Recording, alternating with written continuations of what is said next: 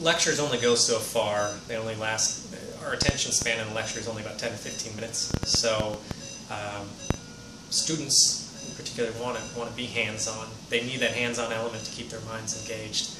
So what's nice about simulation is it's practical, it's hands-on, and it allows for a higher level of learning beyond just rote memorization of medical knowledge. They learn, obviously you can go over medical knowledge, but you can also go over how do you interact with your cohorts, how do you interact with your nurse, and vice versa.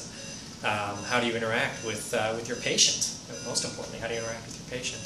We can assess procedural skills. You know, we can see how did they put an airway down into the patient. And finally we can assess, like we said, teamwork skills. You know, how do they interact with each other?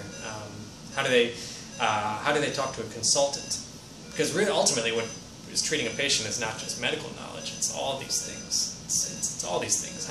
You know, how do you open up a laryngoscope blade? I've done simulations where the student didn't know how to do that. So, and those are the little things that can harm patients. So that's why it's good to practice, make your mistakes here, and then learn from your mistakes. We encourage mistakes here.